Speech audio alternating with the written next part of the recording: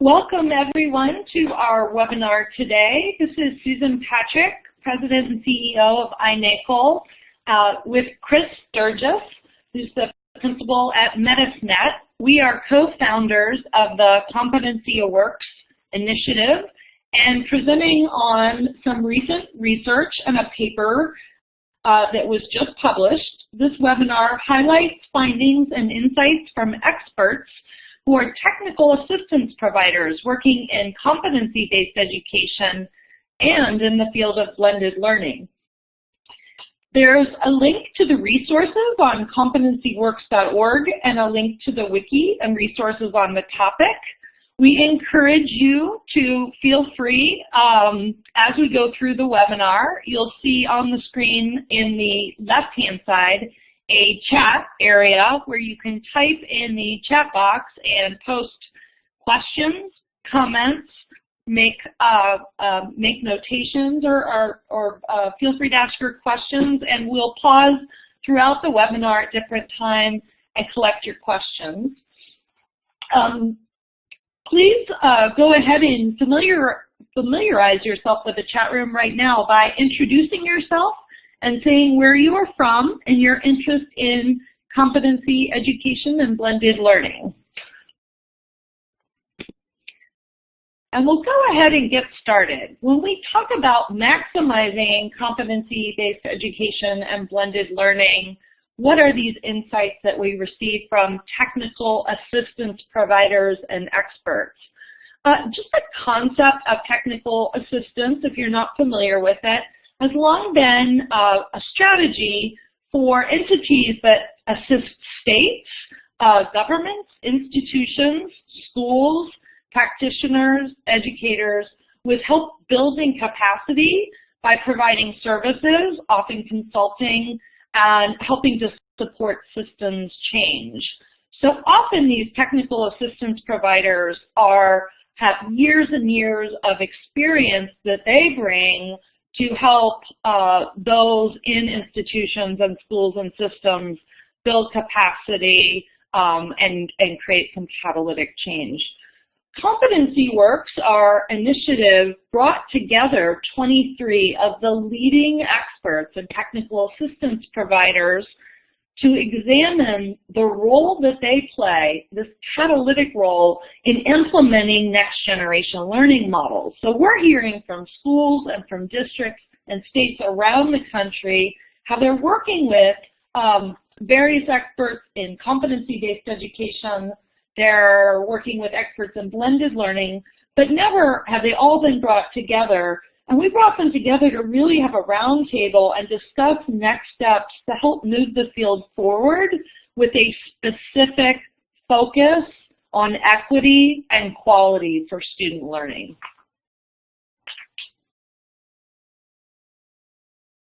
We want to thank all of the technical assistance providers for sharing their expertise.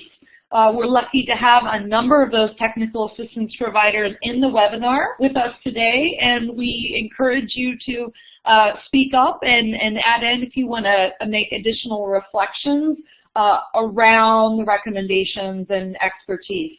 Feel free to ask questions in the chat room, and others that are participating will answer as well. Chris, let me go ahead and turn it over to you. Thanks. Just toggle on and off that talk button. Thanks, everybody. Hi. So the goal of the research that we were working on is we really wanted to build the knowledge in the networks of these providers so that they could play an even more catalytic role in advancing the field. As we know, as networks form, it is just so powerful as districts come together and share, and then the providers are able to bring that from one district to another. And our objective of the convening was to really help and educate ourselves and level set our understanding of competency ed and the different design elements across blended learning modalities and competency-based environments. So what we're going to try to do today, we have 4 learning goals. We have a lot to cover, and we also want to be able to respond to your questions. And so what we have are 4 learning goals. We want to make sure that you leave this webinar understanding the differences and commonalities between personalized learning, competency ed, and blended learning. And we also are going to spend some time up front talking about equity. And then we also are going to become familiar with the different considerations districts take to integrate competency-based structures, personalized learning, and blended learning. And then at the very end, we're going to have some recommendations about how we might move forward.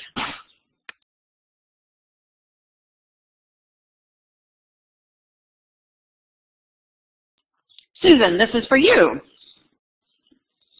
Thanks, Chris, for the handoff.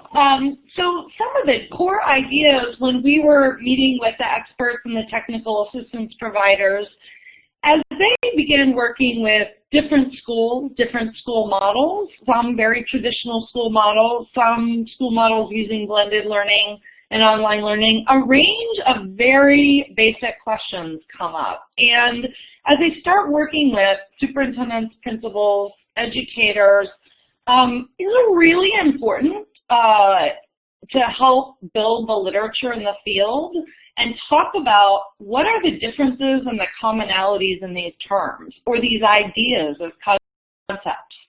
So you've got personalized learning, competency-based education, blended learning. And what we found, even across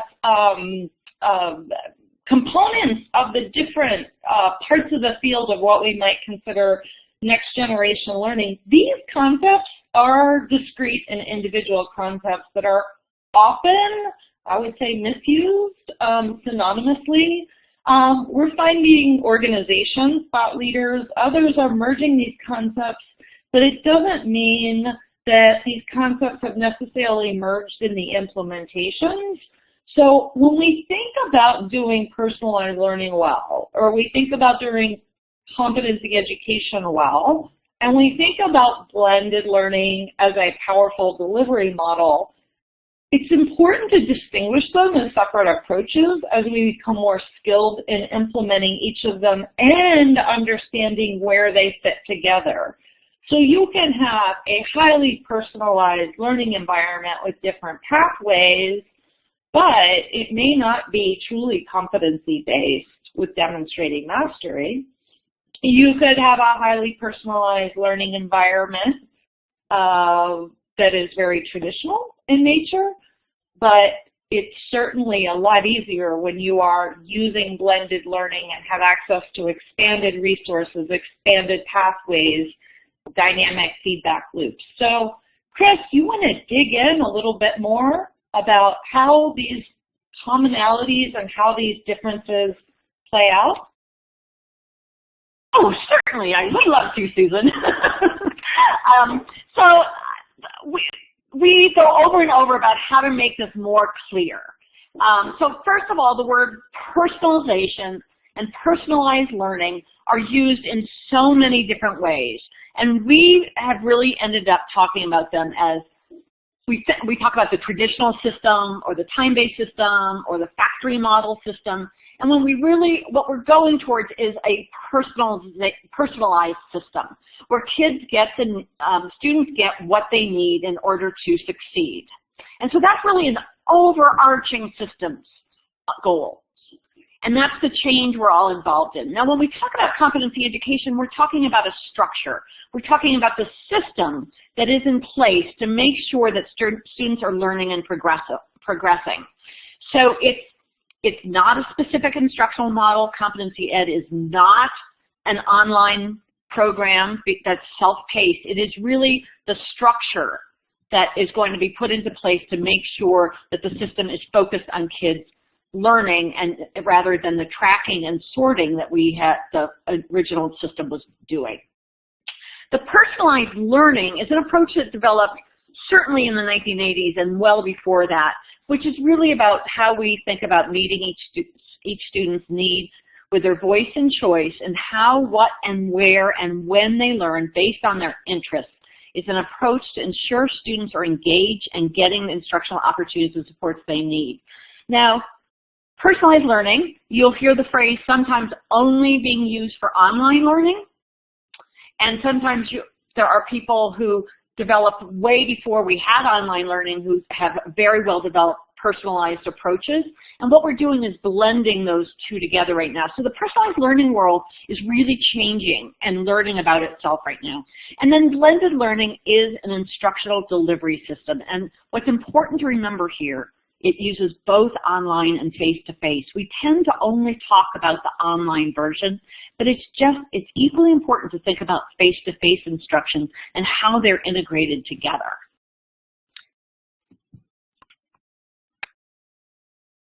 So Susan, I'm going to turn this back to you. We're going to now talk about each one of these a little bit with more detail. Thanks. And I wanted to make a comment on the idea of blended and online learning being delivery systems and talking about online learning. I mean, the early days of online learning, and I mean in the mid-1990s, in K-12 education, where students, usually in high school, were getting access to courses that were otherwise unavailable and taught by teachers at a distance. That is a great leveler of getting students access to teachers and courses. And in many cases, the way those courses were structured, although digital, were very traditionally, meaning that once you went through your assignments and lessons, you got graded A, B, C, D, or F, and you moved on to the next lesson. I mean, in a factory system like Chris was talking about, it really is a one-size-fits-all approach, meaning that there's one set of curriculum that you're moving through, and in a traditional classroom, they might be in 60-minute class periods. You're getting those grades. That kind of a system doesn't really stop to ask what happens when you get a C or a D or an F to ensure you get mastery. It just continues to move on and students end up with huge gaps. When online learning environments or blended learning environments are built on those same superstructures, you're replicating that same production of huge gaps. And so thinking about what Chris said about competency-based education being structural and foundational is huge. Now, when we think about personalized learning, a lot of education leaders, when they're thinking about what does next-gen learning look like, use personalized learning as an overarching goal. This big idea that we could potentially tailor learning to each and every student's strengths, needs, and interests. When I think of personalized, it's the per person, pathways, and supports. Wow, I didn't get that learning goal and unit. I'm getting immediate feedback and I'm getting support until I demonstrate mastery through some kind of a performance. So again, not all online and blended learning is 100% personalized. You ask yourself if you've seen blended learning programs that have offered those different pathways, different choices based on student strengths and interests. Some of them do. Some of them don't offer that student voice and choice. Ask if your online learning program, if you're locked into course structures that don't demand mastery and that demonstration of learning at high levels, what kind of feedback loops. So not all personalized learning. Also, you may have personalized pathways, but again, it may be more in the structures of time-based, grade-based systems that may allow some different pathways but not be truly competency-based in achieving high levels of mastery with rubrics that are widely understood, empowering educators and students co-designing learning around demonstrating mastery. So not all personalized learning is competency-based, and these ideas can fit in together, meaning that you can use blended learning to help support greater personalization. You can certainly use technology in different ways to help support providing data, feedback loop, personalization. But let's ask ourselves, there can be equity concerns that we have to stay vigilant on. Are we holding all students to the same high expectations and rigor? Or when you have different pathways, or if you have personalization, are there different expectations? And this is really around the instructional design in implementation. Is there adequate monitoring, and are the supports there for students and for educators in these systems? Are the equity and the quality issues being addressed? So now we're going to go to competency education. So many of you are familiar with this, but there's always newbies, so we're going to take a little bit of time here. We developed with 100 practitioners and policymakers who are doing competency education this working definition to help guide the field, because every state uses different language. We tend to just use competency ed, but you can substitute proficiency-based learning or mastery-based learning very easily. So the first thing you always have to know is that competency education starts with the assumption that we are teaching kids where they are in terms of their skills on a learning continuum, not just on where they are in terms of their age or grade. So the concept that you're going to be putting kids into a 9th grade class who have 7th grade reading skills without supports to help them continue to build those skills just what should not be happening in competency education. You're really going to be working with kids where they are. Sometimes that's with scaffolding, but it has to be very intentional. So the first part is that students advance upon demonstrated mastery. The equity part of this is that we don't want to pass kids on anymore who don't have the prerequisite skills. The concept, again, that students should be getting into middle school or high school without having really the foundational skills in math and reading just should not be happening anymore, because you're going to make sure that they get what they need. And then the exciting part as well is that we can now let kids move on beyond their grade level. We can let them just fly. Now, it takes a structure. The districts have to structure this to happen. If you're going to have an 8th grader doing 10th grade work, then you're going to have to figure out how to make sure that that curriculum and those units are available, or teachers have that ability to teach. And that is where blended learning can be so powerful. Now, the next part is competencies include explicit, measurable, transferable learning objectives that empower students.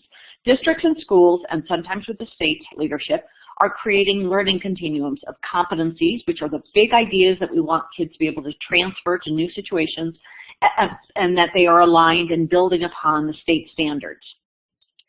But the power of this is that it's transparent in a competency education system, which means the students are empowered, they can take more ownership, and it really helps make the transition into a more personalized classroom, because students know what they're supposed to be working on, they know what they're going to be assessed by, what the rubric looks like, and then they know what good looks like, what proficiency looks like, and they can start to help each other, and teachers don't have to be responding to every question from every student.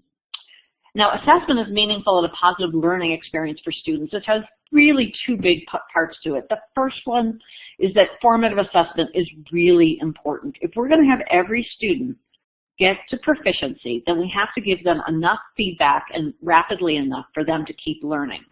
And we also need to make sure that there's time in the day for them to get a little bit more help. The other part of it is that students, once they're proficient and they're confident, they're going to take some type of assessment to demonstrate that they have really learned the standard or skilled or mastered the content, and that should happen when they're ready. So the concept of the state summative exams when they're just at a certain time of year, students who we know are not proficient, it really doesn't make sense to make them take a test that we know that they're not ready for. Now, students receive timely differentiated support. Is so important. The competency ed often talks about is time as the variable, but it's really what happens in that time. It's really about resources and instructional support being variable. And one of the mistakes schools make, I see a lot in their first year, is they do not build in extra time. It's usually as simple as a flex hour, but there should be a time where students can get access to adults who can help them. And then finally, the learning outcomes emphasize competencies that include application, which is the transfer of skills, and the creation of knowledge, which is the higher order skills that we're looking for, along with the development of important skills and dispositions. And so one of the things that you will see in competency-based schools is the academics are separated from the other skills such as communication or some of the behaviors like time management. And they're both important, but the scoring and the grading along the academic skills is separated from that of students demonstrating their ability to have these different process skills and dispositions. So when we think about this, once again, competency education is a structure or systemic approach. Hopefully you all take that away. Couple misunderstandings. I've mentioned it already. Variable supports is not the same as self-paced. We're really about flexibility and increasing the responsiveness of schools.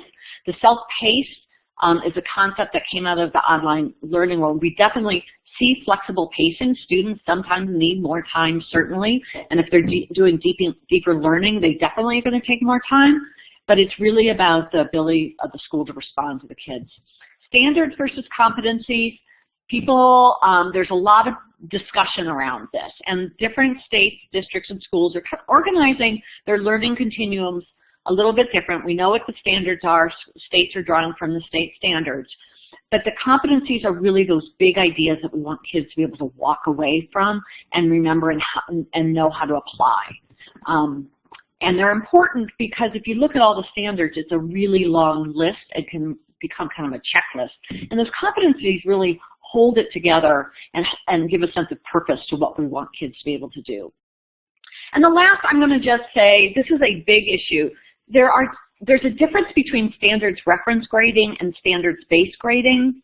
And most people around the country use the phrase standards-based grading to talk about standards reference grading. And so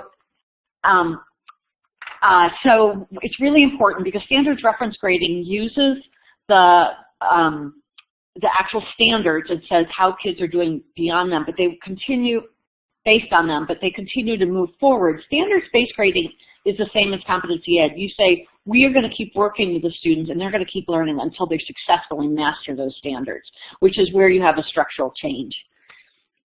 For equity, competency education was actually designed in order to have more equity. It's at the heart and soul of competency ed, but that doesn't mean that we're not at risk of having some of the practices kind of infiltrate as we re-engineer the system. So there is certainly a fear that children will be entirely self-paced and left alone and without any help. We have not seen that happen, but that could certainly be of concern. If schools and districts have good information management systems, that should be able to help them monitor very rapidly if students are actually slipping behind. And I know that some of the leading districts actually monitor, are students on pace, are they close to pace, or do they need extra help? There's a risk that standards can produce linearity in checklists and just fail to have any deeper learning or ability to transfer learning. That will only happen if a district does not have a strong taxonomy, knowledge taxonomy, and the ability to, again, monitor and calibrate their sense of what proficiency is. In order to make sure that we're protecting our children who have been underserved, we have to make sure that we're providing the flexible responses. We have to track pace and progress. We have to ensure deeper learning. And we really need to start rethinking equity in terms of what it means in terms of pace, progress, depth of learning, and especially as we get to high school, what it means in terms of student agency and voice and choice, because students may want to make different choices than we want for them. And that will actually force us to think about this more deeply. Susan, back to you. Thanks, Chris. And I just made a comment in the chat. I can't emphasize enough, just from coming from the field of online and blended learning, that just because something is self-paced does not mean that it's personalized or competency-based. Self-pacing, that flexibility can be an element of it. It can be extremely helpful, But if it's self-paced with one pathway, as many, many digital content programs are, that just doesn't mean that an instructional model is wholly personalized or competency-based. So you may hear me hit that point home a few times. I think it's a really important distinction, and one that is creating a lot of confusion in the field when some software product has a sticker on it that says, hey, I'm personalized, so you can go at your own pace. So let's switch gears. Let's talk about blended learning. This is Michael Horn and Heather Staker's definition from their book Blended, and if you are interested in blended learning and haven't read it, it is a must-read on the list. They have a three-part definition that describes blended learning, not just as layering technology over old models, but instead, clearly, a formal education program in which a student learns at least in part using online learning, and this to me is the most important part of the definition, with some element of student control over time, place, path, or pace, plus students learn in part in a brick and mortar location away from home, so usually within a school. Plus, and this is key, these are integrated learning experiences.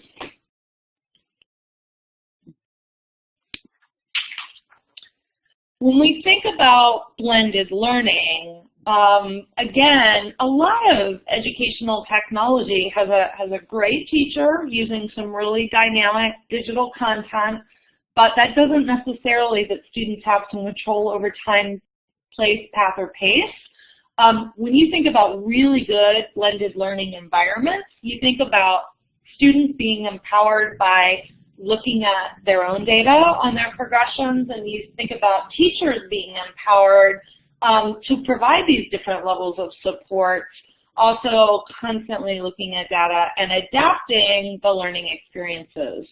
One of the big breakthrough ideas to me from this convening of experts and technical assistance providers was a discussion around adaptive technologies. And in the essence of our ultimate goal to create personalized learning environments that are structurally competency-based, so every student is achieving mastery of the knowledge, skills, and competencies that they need to be successful, that what can we do now that we couldn't do during standards-based learning in the 70s or the 80s?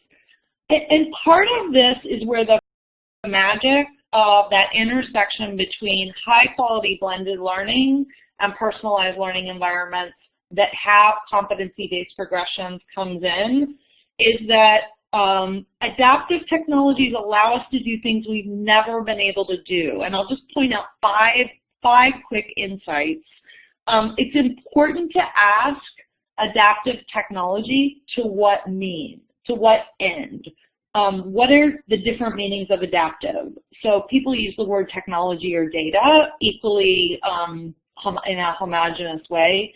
When we're talking about adaptive technologies and blended learning can help in personalized learning and competency-based environments by, number one, leveling.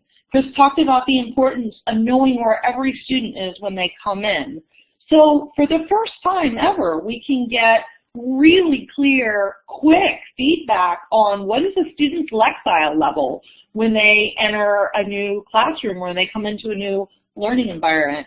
Number two is this idea that adaptive technologies can help us provide real-time scaffolds and in-course corrections. So when you have digital content that can adapt in the moment, and there are a number of products that are out there, this really isn't about the products, but the ideas of how technology can help. The prerequisite scaffolds recommend what the students need to do to work on that skill to get back into their learning progression and catch up. Number three can be minimizing effort where number of problems work. So if you can use adaptive technologies to adapt the learning pathway, if you are hitting high levels of mastery, demonstrating that mastery, then you can hone in on your progression and keep accelerating. Number four, limitless pathways, meaning that you don't have to wait until the whole class is moving on to the next lesson. You can work on the next sequential piece. You can have students working on 8 or 9 different units during the same class period because you have these nice technologies to help support you on your progressions and pathways. And then last, and a lot of people talk about playlists and recommendation engines, but there are adaptive technologies where the system is recommending content objects based on student performance or even student interests and needs. So that may be a big discussion of adaptive, but you really need to ask, so for what technologies and to what end? And the big idea around blended learning is that blended learning as a delivery model can support goals of personalization, but it's really those higher goals of personalized learning and creating and implementing instructional models that support it that are so important. Blended learning is an enabler. It can help enable differentiated instruction, but it may or may not have qualities that are true personalized learning. And you still need to get students to demonstrate evidence in student work of those higher order skills and the creation of knowledge and having those rubrics that students are learning at high levels. So equity issues for me are huge in poor quality implementations, and we really need to guard against this, where students may have lack of access. I have been in too many schools that say they're doing blended learning that just have students in front of computers all day with low-level content, and they're not being asked to demonstrate different levels of mastery with that evidence. I've seen too often where there are concerns around having blended learning environments actually reducing choice and pathways. We want to make sure these implementations of blended learning are high quality, do offer that level of personalization, and support social emotional learning, offering the supports needed. So I just really want to drive those points home because this meeting with the experts talked deeply about how the quality of implementations can vary and what we need to do leading the field, working with schools, in being very open and honest about these issues. Chris, I know somebody else asked earlier in the chat room, is competency-based education is the same as project-based learning? Now, certainly, project-based learning can be a component of it, but do you want to talk about that? Sure. So, again, project-based learning is an instructional model, a wonderful one, and what you would hope to see is that within a competency-based structure, it would support project-based learning so that students could be working on an exciting project, applying a lot of skills, so it's a chance for them to demonstrate their learning and to transfer their learning, but you would still have some type of a learning continuum that would be guiding exactly what skills you want students to be learning through that project. And it's possible that they would also be having a chance to both practice and apply other skills that you might not have actually intended, but it could be the process skills, like it could be communication, it could be leadership, it could be problem solving, it could be time management, but you could have a science project where students are also having the chance to use some basic algebra. And so it's both a place where you can be very intentional, but it also may expand beyond the intention. And what's very exciting with a strong information management system, students would be able to say, hey, wait a minute, in this project, I'm going to demonstrate my ability to use fractions. And so that they would then go to their math teacher and show how they did that and be able to be credentialed for that skill. So it's a very exciting opportunity between the two. The other one I saw that I wanted to touch base on is test anxiety. The concept here is that students would already know they're proficient before they would have to take any type of a summative exam. And that will not eliminate test anxiety, but it should definitely reduce it a lot.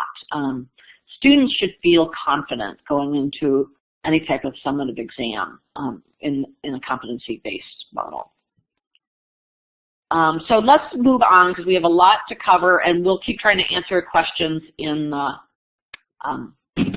chat room. So let's just take a second to talk about equity. So this slide is really going across all the different the risks of equity across personalized, competency, and blended. So we definitely have an issue of lack of access. And in America, we actually still have a problem of lack of access to schooling. And this will be one of the things that the districts will eventually need to deal with. And anybody who knows me will know that I'm going to be talking about overage, undercredited students who either need a lot more time to complete because they've started high school relatively behind, or students who have left school and need to re-engage and get back in to complete their diploma. And we haven't actually organized ourselves and put resources to make sure that there's actual access to schooling in a lot of our districts. There's the issue of foundational skills. Students really needing to either they have gaps in their foundational skills or there's not enough fluency, and we need to make sure that kids get into middle school strong and feeling confidence with those skills. Lack of access to online learning. We know that there's, Susan talks about these numbers, the number of students that don't have access to AP courses and don't have access to online courses that they could take online AP is appalling. And we also know about the digital divide at home. Deeper learning, it tends to be given the deeper learning opportunities to the students who do better in school, and we want to make sure that it's always integrated. It's not something that you have to complete recall and comprehension before you get to do deeper learning. You might need to build some standards, but we always want to make sure that every student has access to that, and certainly advanced studies. We also have different expectations for students. We know we have bias in our schools and in our communities, and we have to all be very careful to watch out how we might be implementing different expectations. One of these that's talked about in the paper is attribution error. And that's when we assume that a student's behavior is actually a deficit. And in fact, it might not be that at all. And what we have to do is instead of jumping to deficits, we need to open with dialogue. And then we have different types of learning experience opportunities. And we want to make sure, again, that our underserved students always have chances for the richest ones. We want to make sure there's enriched learning opportunities, not putting students in front of, as Susan has talked about, digital low-level content, sitting in front of a computer screen, walking through a curriculum that has actually no choice or any chance for them to actually demonstrate their mastery. Linearity and checklists can be really problematic. What you'll see often when districts first start to implement competency ed, there's often a kind of a checklist mentality, and that leads to worksheets. You've got to be careful about that. The different levels of agency, voice, and choice, we want to make sure that it's, I don't want to use the word consistent, but enriched throughout a school. It is not just, voice isn't just for your student governance. You want to make sure that kids who are the most disengaged have ways to have voice in a school. And of course, we always have, not taking into consideration, ELL, special education, and I made a mistake here, it's UDL, Universal Designs for Learning. We want to make sure that those are actually integrated into the core of instruction and the curriculum, both face-to-face and online. And the online products are not meeting our needs yet, so we need to pay attention to that. What we are going to need in place to make sure that equity is in a competency, personalized, blended system is there has to be systems and support to support calibration. If we're going to have a district on one side of the tracks have a consistent understanding of what proficiency is, so when a student completes Algebra 1, it is the same idea and the same level of skill as the district on the other side of the tracks, somehow we're going to have to create mechanisms for those districts to bring teachers together to make sure their understandings are the same. We're going to want to provide flexible responses, and that's within the school day and over the year. And we're starting to see, very exciting, instead of waiting until students aren't yet proficient, helping them prepare and fill in gaps before they go into a certain course. We're going to have to really monitor the pace and the progress, and then we're going to have ways to ensure that deeper learning. As we think about monitoring equity, it becomes very, I don't want to say, it's not complicated, it's exciting, but pace. What's fast enough? Can kids accelerate? We want to make sure students never fall behind, but we also know that students are going to be entering at different places. And so we need to make sure that they're making adequate pace. And if we can, for those students who are behind, help them catch up, but that may not be the best thing for them, and we need to think about that carefully. Monitoring progress and the depth of learning, Chugach does this very well. I was so impressed with it, but they really understand and know what type of instructional experiences students are actually learning the standards in, so that they have a sense of the richness of the learning. And then with student agency, as we get to older students, they may have different choices than we might want. And so a student may say, I actually don't want to leave high school yet because I really want to explore much deeper learning. I want to do it the very best. Or other students may want to actually get out of high school as fast as they can and not really worry about the deeper learning. They just want to meet proficiency and get out of school. And so how are we going to deal with those equity issues? We don't have to tackle it tomorrow, but it's going to be something we're talking about in the future. So any questions? Yes, Chris, I've been tracking the questions, and there were 3 key ones. 2 had relationships to some bullets on your last slide. One was around teacher preparation. Tim Hilborn asked for advice on how to accelerate professional development needed to transform from traditional school grade and subject levels in traditional brick and mortar. And we've got Rose Colby, Rick Schreiber, Kim Carter, Jane Bryson on in the chat room helping to fill in the gaps, but I was wondering if you wanted to talk about that, or some of the experts that we have from the meeting want to jump in either in the chat room or we can turn over the mic. Thanks. Okay, so any experts who want to talk, just let us know or jump on in. Actually, just jump on in. I'll do my best to answer that question. So the accelerating teacher preparation, certainly, I mean, one of the Reinventing Schools Coalition I know does a fantastic job of somehow helping, I don't know how they do it, I call it magic, but helping both leaders and teachers embrace the spirit of competency education, and which is the growth mindset, it's the learning culture, and they help really well with helping teachers understand how to manage a personalized classroom. Now, Kim Carter has taught me, and this work is now being developed. If you look at learning progressions, which is a very specific type of work about how students learn major concepts and how to best teach them, what becomes really clear is teachers really need to understand their disciplines.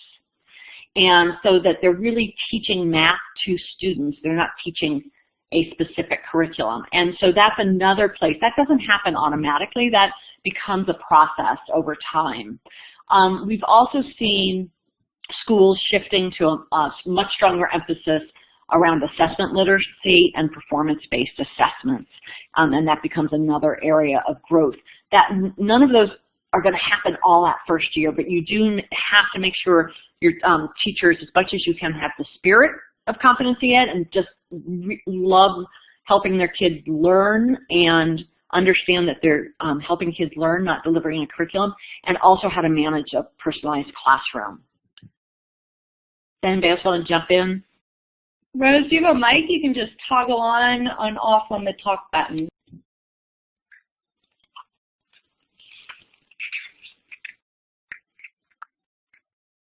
No, Rose. Okay.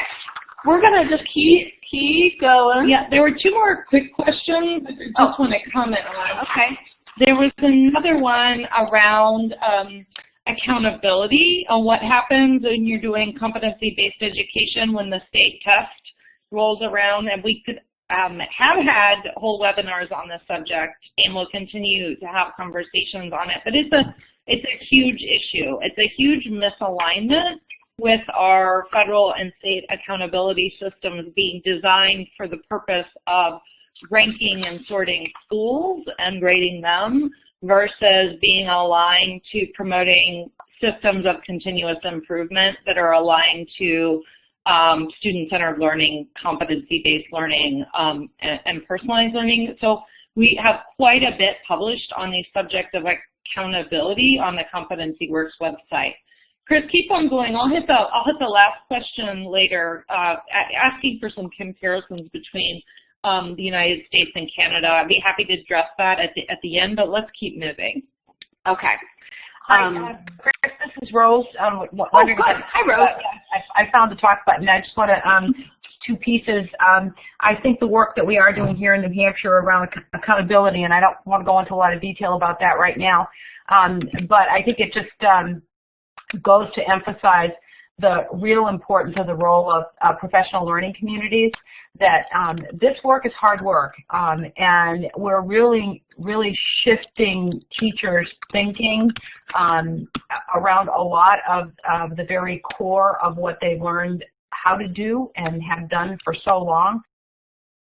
And I think it's a real leadership question when you start talking about how, as a school leader, will I be bringing my staff to new ways of teaching and new ways of assessing learning. And I can't emphasize how strongly enough giving time for teachers to do this is part of that transformation of your school from traditional to competency-based, by really truly working at developing blocks of time where teachers can work together within the school day, makes for a deeper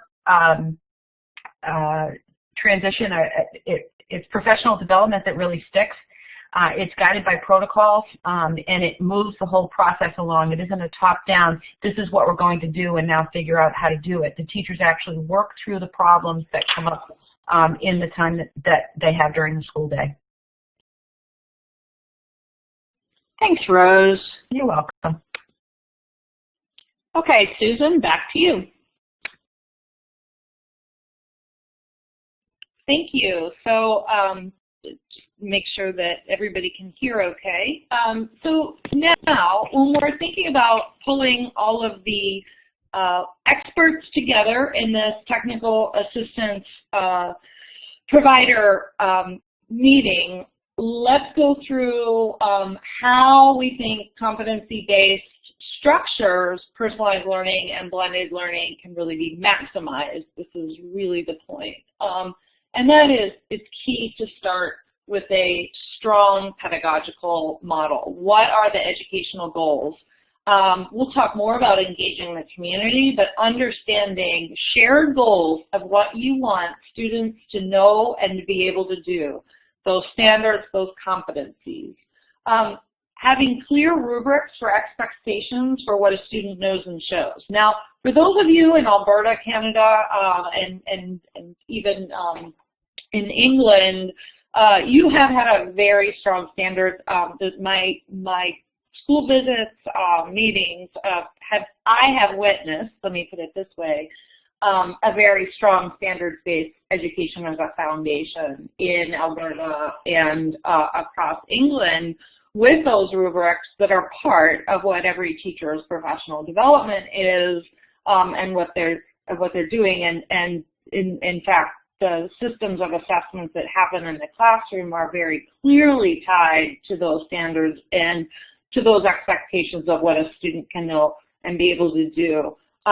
Truly, the United States is in a much more time-based, no matter where students are on the level of those rubrics, you just simply move on to the next lesson the next day. So this is a bigger shift, I think, across the United States than maybe what you have foundational in your standards-based education in Canada.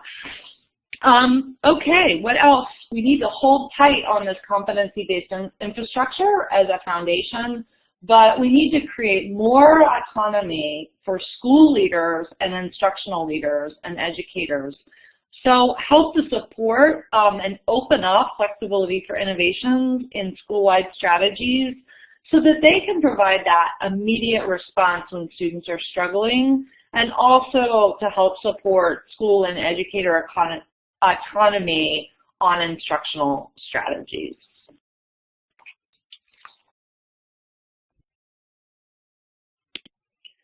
Thanks, Chris. how can competency-based districts, so districts that are doing a really good job of students advancing upon demonstrated mastery, supporting those students, having the evidence, how can they maximize learning through blended approaches? So why would they want to go and use blended? It really is the best of both worlds when you have really high quality education happening in your schools. One thing we know about technology in the research is that a lot of the skills building blended learning programs that can focus in on what we might think of Bloom's level 1 and 2 for skill boosting can be a great use of the technology and free up teacher time for higher order thinking skills, for evaluating and applying that knowledge. So on-demand data for these new models of instruction and assessment, helping advanced students continue on limitless pathways or flexible pathways, managing choices, and I specifically mean managing choices in standards-aligned curricula or digital content. It really can help optimize teacher time. So teachers feel in many traditional environments like they wish they had more time for that personalization. This is where blended learning is powerful. When asked the best model for blended learning into a competency-based education environment, I really turn to the resource from the Clayton Christensen Institute that we've highlighted here. Julia Freeland, who was a part of this expert meeting, has done incredible work on showing how different models support different areas of competency-based education. So the more time-based models, you see flipped classroom and station rotation blended models working. The more, what I would say, highly personalized and flexible environments, learning environments, flex and individual rotation, as well as some of the a la carte with online courses and online learning coming in. So these are some ways that blended learning can really help support high quality competency-based schools and districts. Chris, you want to talk about some of the concerns we have with digital content is somewhat of a subset of blended learning, but thinking about kind of what I teed up on the role blended learning will play, and when you're looking at digital content, I talked about whether it's adaptive or assignable, how it can help educators and students, teachers and parents have progress reports. But I think there are some real concerns that these experts brought to light that are important to highlight around the digital content too. Great. So this is not a critique of blended learning. This is a critique of some of the digital content that's being developed and being used in schools, and it really is a statement about our need to further improve and get exactly what we want from providers. So one of the questions that comes up when you're looking about digital content is to think about in what way is it personalized and what are the implications for student engagement and motivation. Some content is so dynamic and students have a lot of choices within it, and others, there's just one way through that curriculum that's online and that's all they can do.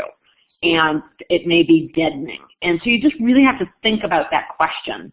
How transparent are the learning objectives? So this can be tricky. A lot of digital content gives you a lot of data about how students are learning and how they're progressing. Others don't give you as much, but the key for the teacher is they've got to be able to try to do it as easily as possible, as know what standards the kids are having difficulty with, and then be able to try to figure out, possibly through different providers, what that information is helping, how that's informing them.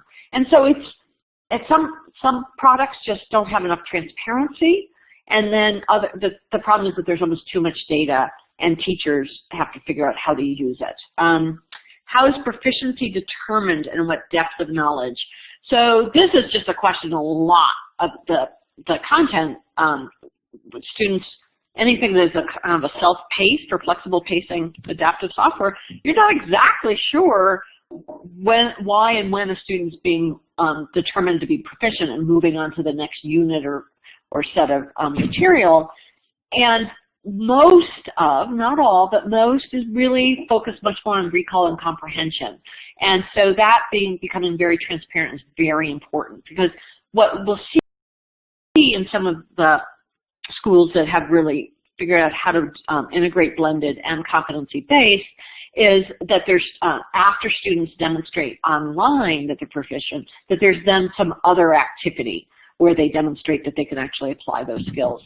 And again, really, the question about the universal design for learning with the digital content, we just don't have enough of it. It just has to become an industry practice.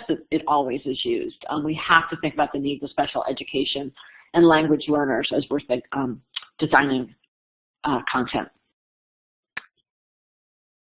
Quick stop for questions.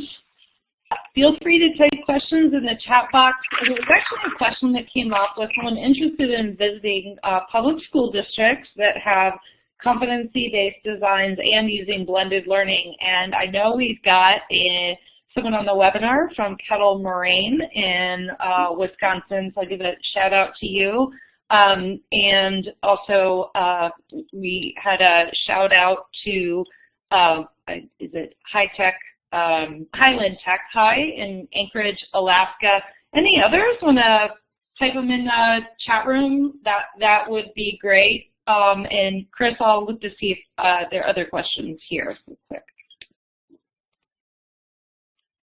Well, I'm going to just move us right on through because I know everybody's going to leave us in about 5 minutes, and we can try to put together a list about the blended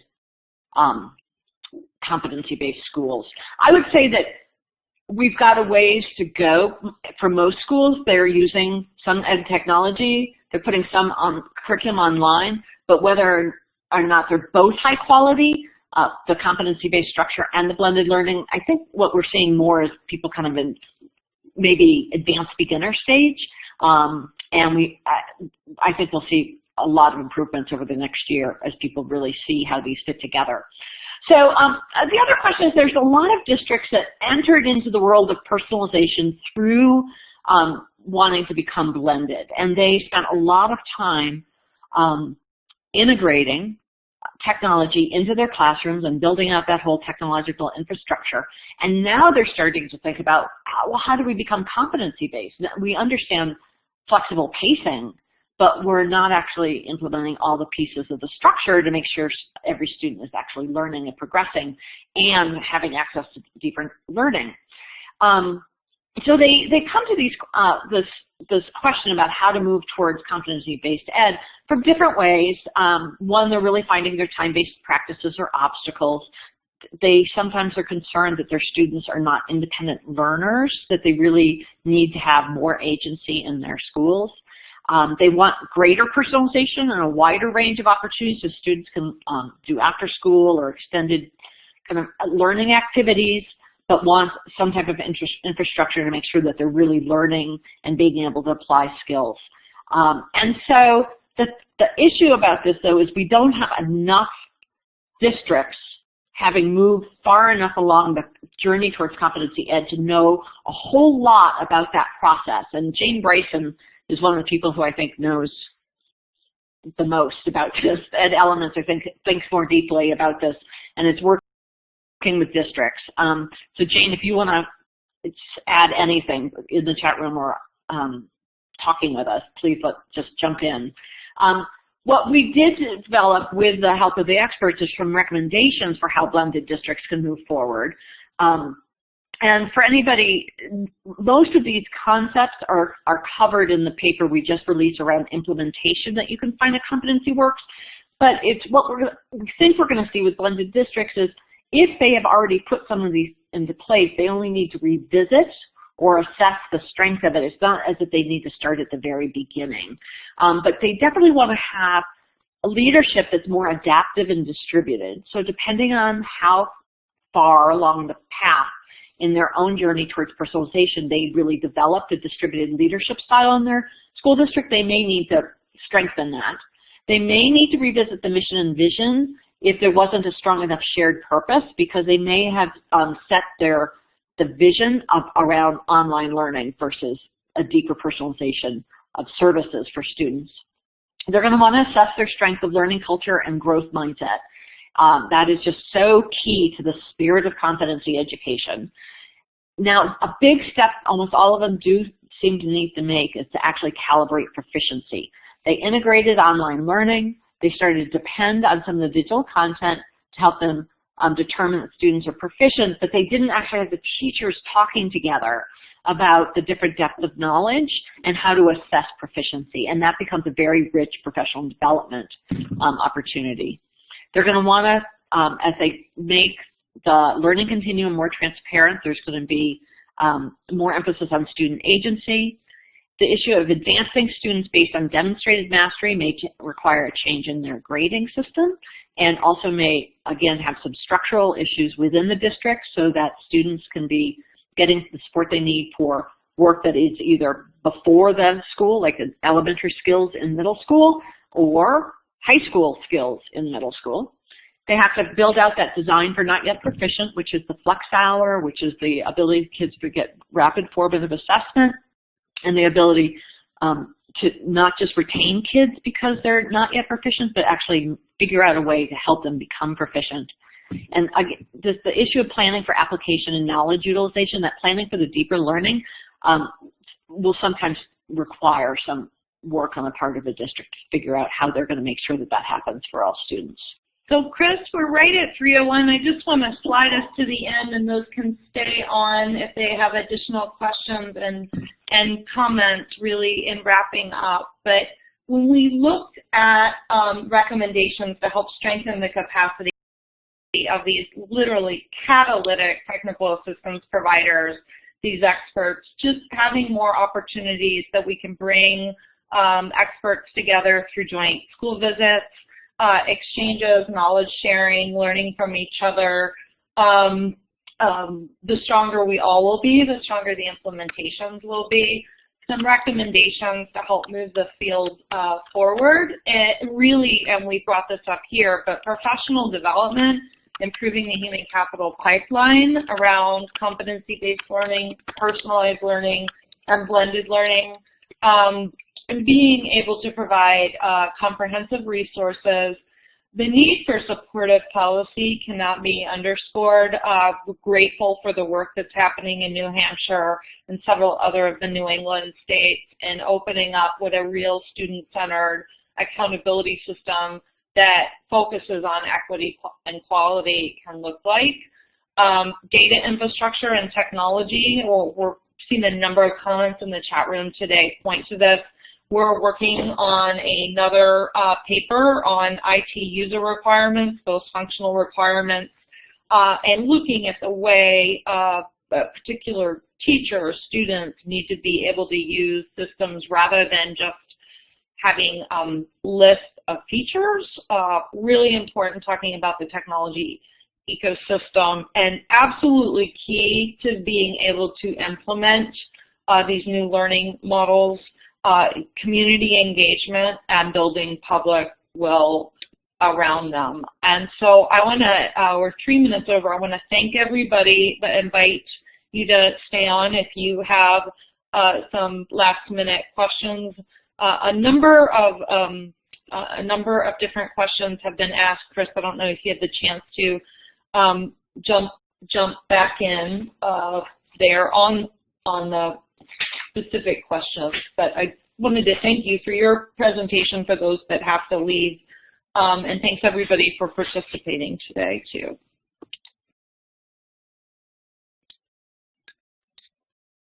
So I know— Thanks everybody, and other questions I could also try to handle on the CompetencyWorks blog if they require longer answers. So feel free to leave any questions you've got.